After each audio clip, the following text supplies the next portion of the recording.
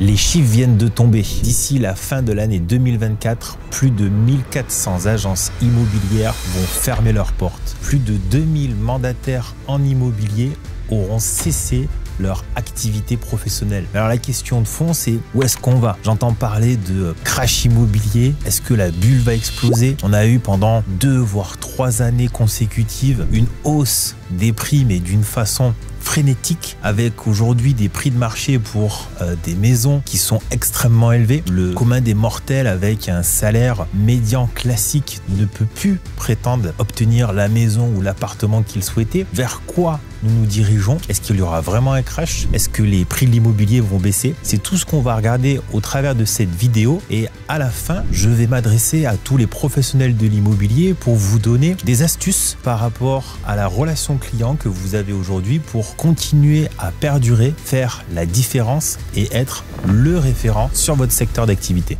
Quand je regarde encore les chiffres exacts là pour l'année 2023, il y a près de 950 agences immobilières qui ont fermé leurs portes. Et en fait, on a un estimatif pour l'année 2024 avec une prédiction à plus de 1400 agences immobilières. Très honnêtement, et si vous regardez une autre vidéo qui est sur ma chaîne YouTube où j'ai fait un point de marché complet et où j'explique à un moment donné qu'on est vraiment sur un durcissement de la crise sur fin d'année 2023, début d'année 2024, je pense très honnêtement que ça va avoir des effets collatéraux importants et qu'on sera à plus de 1400 agences immobilières qui vont fermer au cours de l'année. Il y a un autre élément frappant, c'est les 2000 mandataires. Il y a 2000 mandataires immobiliers qui ont cessé leur activité, et je pense que ce chiffre est faussé tout simplement parce qu'il y a eu des opportunistes pendant cette crise. Je parle de réseaux de mandataires qui ont fait des packs gratuits et qui ont malheureusement tronqué en fait des personnes qui auraient arrêté leur activité, soit parce qu'ils ne sont pas faits pour ce métier, soit ils ne se sont pas remis en question, ils n'ont pas adapté leur discours et ils seraient repartis sur une activité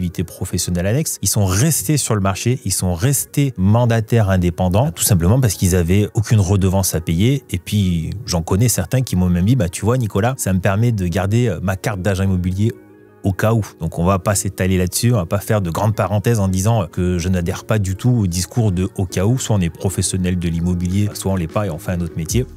Fin de la parenthèse. On peut déjà faire un parallèle par rapport à la crise des subprimes en 2008, parce que on parle pendant la crise vraiment des subprimes d'une bulle qui a éclaté. On avait en fait aux États-Unis des prêts hypothécaires et des montages qui, au bout d'un moment, ne pouvaient pas arriver à faire une cohérence par rapport aux revenus des ménages et par rapport à la montée des prix de l'immobilier et de facteurs externes. Donc c'est une réelle bulle qui a éclaté et on s'est retrouvé dans un crash. Je vais vous donner un chiffre qui est quand même parlant. C'est qu'en 2008, il y a eu 1244 agences immobilières qui ont fermé leurs portes en France. Donc on se retrouve aujourd'hui à presque frôler ça sur l'année 2023, alors que nous sommes qu'en crise. Et aujourd'hui, qu'est-ce qui va se passer? Est-ce qu'on va continuer cette crise? Est-ce qu'on va partir sur un crash? Et là, je voudrais tout de suite remettre les choses dans leur contexte. On est aujourd'hui sur un marché français qui est très porteur, avec des facteurs qui sont différents de ce qui a pu se passer sur l'année 2008-2009,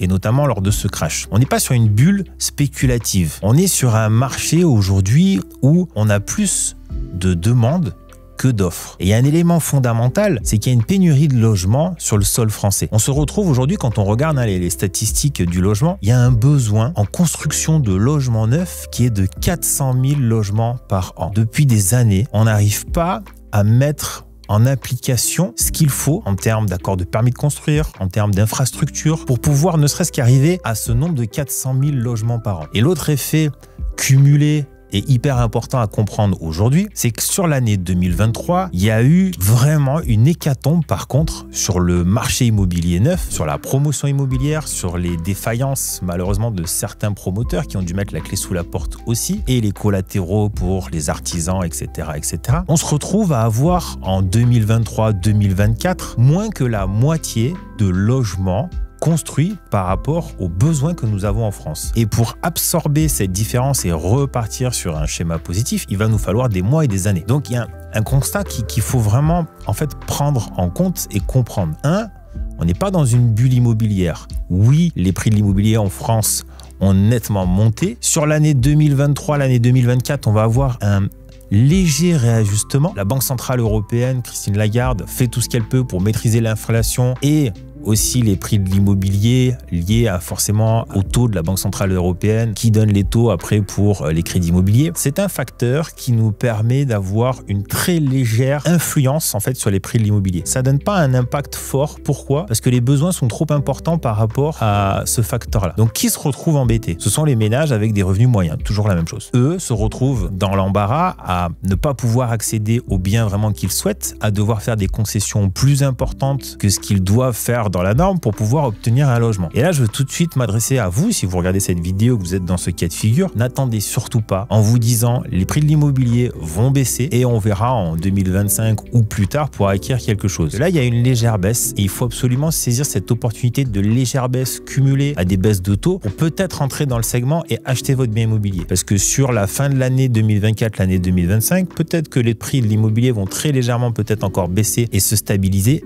mais il n'y aura pas de chute des prix de l'immobilier. Comprenez bien ça. C'est par rapport à des facteurs et notamment les besoins et la demande croissante de logements sur le sol français. On voit les migrations qu'il y a dans les régions qui font qu'on a de plus en plus en fait de distorsions par rapport aux populations. Par exemple, des campagnes qui sont bondées. On a en fait un maillage qui se fait de plus en plus fort sur les agglomérations et les périphéries d'agglomération, sur des environnements qui plaisent aux gens. Ça peut être sud de la France, sur la côte ouest, basque, etc. ou autre. On s'aperçoit qu'il y a vraiment une condensation là-dessus depuis plus de 10 ans aujourd'hui avec un effet yo-yo important, c'est-à-dire c'est parti en flèche juste après la pandémie et ça va pas s'améliorer. Donc les prix ne vont pas baisser, ils se sont très légèrement réajustés, peut-être encore un peu et ils vont se stabiliser et repartir à la hausse. Donc méfiez-vous de ne pas attendre une baisse de prix qui n'arrivera jamais. Ça, c'est une certitude. Et donc, par rapport à tous ces sujets, on est en train de se poser plein de questions. Est-ce que le métier d'agent immobilier vacille trop? C'est pas le moment de peut-être se reconvertir? C'est pas le moment de rester dans cette activité quand on est mandataire et puis qu'on fait pas trop de ventes, qu'on n'a pas les résultats escomptés? Alors, à toutes ces questions, je vous répondrai. On va revenir sur le sujet que je viens tout simplement de dire. On a un besoin de logement en France. C'est-à-dire qu'on est dans un métier qui a un socle, une fondation extrêmement solide. Encore plus qu'hier et qu'avant-hier, quand j'ai commencé le métier il y a 20 ans en arrière, la répartition de ventes entre particulier à particulier et professionnel de l'immobilier, c'était à peu près 50-50. Okay. Aujourd'hui, on s'aperçoit que 80% des ventes en France s'effectuent par un professionnel de l'immobilier et seulement 20% de particulier à particulier. Pourquoi? Parce que les règles se sont durcies. Le nombre d'informations, de documents, de requêtes, d'actions qu'il faut mettre en place pour pouvoir vendre un bien immobilier sont devenus à un stade où il faut se faire accompagner par un professionnel. Et on s'aperçoit que les volumes de vente ont nettement augmenté en l'espace de 20 ans et qu'en plus d'avoir augmenté, la part du professionnel a augmenté. Donc c'est un métier qui a les reins solides, c'est un métier d'avenir, c'est un métier où on peut s'impliquer. L'énorme différence qu'il y a par rapport à l'année 2019, 20, 21, 22 et 25, 26 qui arrivent devant nous. C'est quoi l'énorme différence? Quelle est la particularité qui fait que aujourd'hui, moi, je suis content? Alors vous allez me dire, mais c'est quoi ce discours bizarre? Dans une crise, c'est compliqué, il nous dit qu'il n'y a pas de logement, puis maintenant il nous dit qu'il est content. Je suis content en fait tout simplement parce que on revient sur les fondamentaux du métier. On revient sur ce qu'est réellement le rôle d'un professionnel de l'immobilier, le rôle d'un accompagnateur, quelqu'un qui est là pour aider des clients, vendeurs ou acquéreurs, à avancer vers un projet de vie. Et malheureusement, quand on a eu une euphorie immobilière là, sur ces dernières années, avec une croissance mais alors exponentielle du nombre de biens vendus en France, avec un pic à 1 200 000 biens vendus en France, on s'est retrouvé avec beaucoup en fait de professionnels qui maîtrisaient mais même pas 10% du métier et quand même qui arrivaient à faire quelques ventes. Tout simplement parce que il y avait tellement d'acheteurs que j'ai envie de dire c'était facile. Et aujourd'hui, on revient sur des fondamentaux. On revient sur une méthodologie, sur un rapport avec les clients qu'il faut travailler, sur des méthodes de suivi, sur des méthodes de prospection qui sont réelles et liées à la profession. Donc je suis très content en fait qu'on soit là aujourd'hui, qu'on épure un marché pour avoir quelque chose de plus sain au niveau de la profession. 1400 agences immobilières, 2000 mandataires immobiliers. Et j'aimerais encore voilà, que justement sur les mandataires, il y a un petit peu plus de rafraîchissement pour qu'on se retrouve sur un marché plus sain. Pour qu'on se retrouve avec des confrères avec qui on va pouvoir peut-être travailler main dans la main pour avancer vers des projets. Et non pas des concurrents qui regardent juste sur leur écran d'ordinateur quelques informations et puis courent après une commission de 5, 10, 15 ou 20 000 euros. On est sorti du cadre de la profession et aujourd'hui, on commence à rentrer dedans et moi, j'en suis très content. Qu'est-ce qu'il en est? Aujourd'hui, si On regarde les statistiques par exemple de mon réseau. Si vous ne me connaissez pas, moi je suis Nicolas Markovic. Je suis fondateur de LGM Immobilier. C'est un réseau de mandataires en France. Ça fait 20 ans que je fais de l'immobilier. J'ai aussi une autre structure qui s'appelle GrowUp Academy. C'est un centre de formation dédié à tous les professionnels de l'immobilier qui veulent monter en compétences et obtenir les résultats vraiment qu'ils ambitionnent. Quand on regarde un petit peu toutes les statistiques internes que j'ai, on voit que là, sur la fin du premier semestre de l'année 2024, on a des statistiques très encourageantes. On a un regain d'énergie au niveau du nombre de transactions, nombre de compromis, les nouvelles ventes, voilà, qui sont en train de se mettre en place. Et ça, c'est extrêmement encourageant. Et moi, je suis ravi de vous dire aujourd'hui, tous les professionnels qui êtes là, si vous avez pris le temps d'adapter votre discours, si vous avez persévéré jusqu'à maintenant, si aujourd'hui vous croyez en vous, vous avez devant vous un boulevard monumental qui est en train de s'ouvrir, où il y aura moins de concurrence, où vous serez mieux armé avec un discours affûté par rapport à une clientèle qui sera beaucoup plus attentive. Et ça, c'est un dernier point que je veux aborder avec vous. On a enfin le client en face de nous, et notamment les vendeurs, qui accepte et écoute beaucoup plus maintenant les conseils et les informations que l'on va donner. Précédemment, notamment sur l'année 2023, quand on a eu une euphorie immobilière avec des prix qui montent en flèche. C'est très difficile pour quelqu'un d'accepter que son copain, voisin, il a vendu sa maison 400 000 € il y a 6 mois en arrière, et puis que vous arrivez à Agent Immobilier, vous lui dites votre maison, elle vaut 380 000 € aujourd'hui. Ouais, mais non, la mienne en plus est plus jolie. Parce que la cuisine, elle est plus sympa, et puis moi j'ai mis une clôture comme ça alors que l'autre il a une clôture comme ça. Donc la mienne elle vaut 410. Non, ça vaut 380. Et en fait, on se retrouvait dans un rapport de friction, surtout sur, je pense, la fin de l'année 2023, vraiment là, le dernier semestre, etc.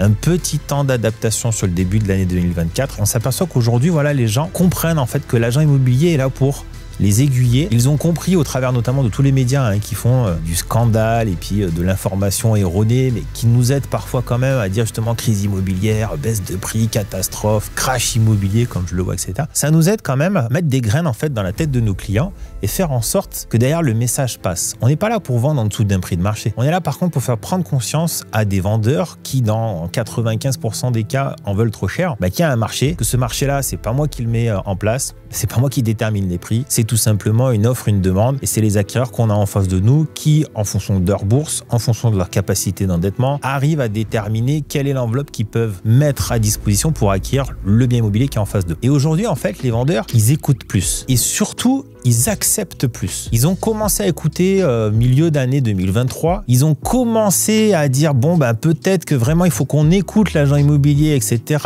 Et on met en application sur l'année 2024 et notamment le premier semestre. Moi, je le vois clairement dans toutes les statistiques. Et aujourd'hui, en fait, on a un boulevard devant nous. Parce que des clients qui comprennent mieux, des clients qui écoutent plus. Regarde la vidéo que j'ai postée il y a quelques temps juste avant sur un point de marché immobilier global complet que j'ai fait avec vraiment une exclusivité à l'intérieur où je donne tous mes secrets en termes d'analyse de marché. C'est ce que je donne normalement à mon réseau et je l'ai donné à tout le monde sur la chaîne YouTube pour qu'on puisse main dans la main avancer vers la bonne direction. Avec donc ces feux au vert là sur l'année 2023. L'année 2025 qui s'annonce être très bonne à mon sens avec une croissance positive, moins de concurrence sur le marché. On a plein de feux au vert qui nous permettent de dire le pire est derrière nous, on va avancer et on va faire les choses de la meilleure des manières et obtenir de réels résultats et surtout perdurer dans ce métier-là. Parce que je pense que la majeure partie des conseillers immobiliers aujourd'hui aiment ce métier, aiment l'indépendance quand ils sont mandataires. Et je sais qu'il y en a pas mal qui doutent et qui se disent est-ce que je vais devoir arrêter ce métier-là parce que les autres ont arrêté, parce que le marché est compliqué, parce que je suis pas sûr de ce qui va se passer demain. Je te donne toutes les informations pour que tu sois plus serein et que tu puisses continuer cette belle aventure et surtout te prendre en main. Comme je te le disais au début de cette vidéo, je vais donner maintenant une astuce, une information que je donne en formation au travers de GrowUp. Je vais vous le donner à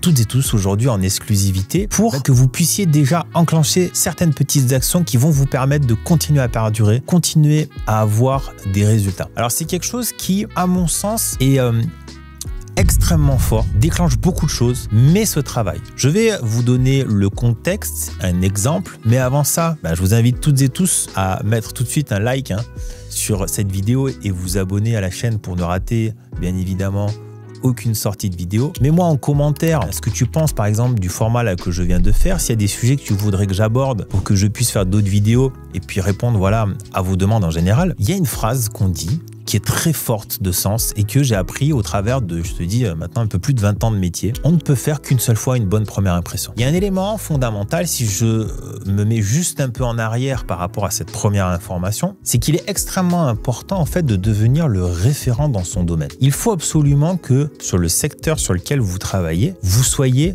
le professionnel dans un marché immobilier. Il faut que votre nom soit assimilé à immobilier. Pour cela, il y a plein de choses. Je ne peux pas aborder tout maintenant parce que ça serait de faire vraiment une vidéo indépendante. Mais je vais vous donner un élément déjà aujourd'hui fondamental et je pense qu'il y a à travailler parce que je ne le vois que très peu. Pour être incontournable sur son secteur, pour être vraiment le référent, etc. Quand on parle de cette notion de on ne peut faire qu'une seule fois une bonne première impression. Un élément que je donne en formation, c'est ce que j'appelle l'effet waouh. Je travaille en fait sur une méthodologie, une compréhension de comment faire en sorte, sur toutes les différentes approches que je peux avoir avec une personne, que ce soit au téléphone, que ce soit sur le terrain, un client vendeur, un client acquéreur, etc., etc., etc. Quelle est la petite chose différenciante qui peut faire un effet waouh, un effet différenciant. Faire en sorte que les personnes te disent « Ah, tiens, j'ai jamais vu ça ». Je vais vous donner un exemple qui n'est pas lié à l'immobilier et juste après, je vous donne un exemple dans l'immobilier. Quand on regarde un petit peu l'hôtellerie et notamment les services dans les hôtels, sur les 5 étoiles par exemple, on a une approche qui est totalement différente. Et je me souviens vraiment de ce moment où j'arrive dans un très bel hôtel sur la Côte d'Azur pour passer un week-end avec ma femme et mon petit. Je crois qu'il avait peut-être 2 ans et demi. Forcément, après le voyage en voiture, etc., c'est impatiente. On est à la réception. Il est là à côté de moi. Papa, quand est-ce qu'on va dans la chambre, etc. Il y a la réceptionniste en face qui voit la scène, qui se penche, tu sais, au-dessus du comptoir et qui dit au petit garçon « Bonjour, et comment tu t'appelles ?» et tout. Bon, le truc sympa, classique. Et puis qui me regarde et qui me dit « Monsieur Markovitch, laissez-moi un petit instant, je reviens tout de suite. » Elle part derrière, elle revient avec un petit paquet comme ça. Elle fait le tour du comptoir, elle s'accroupit vers mon fils et elle donne ce petit paquet. Elle lui dit « Tiens, regarde, c'est pour toi. » Et il sort un seau de plage, un petit seau de plage, tu sais, avec le logo de l'hôtel, un petit râteau, une pelle, tu sais, en plastique, là, les trucs tout petits, etc. Et elle lui dit, bah, tu vois, dès que papa et maman seront installés dans la chambre, peut-être que vous pourrez aller à la plage qui est juste en face de l'hôtel pour pouvoir t'amuser et profiter, voilà, de ces petits ustensiles de plage. Et tu vois, dans les étoiles, dans les yeux de mon fils, ah, papa, super et tout, on va aller à la plage après, etc.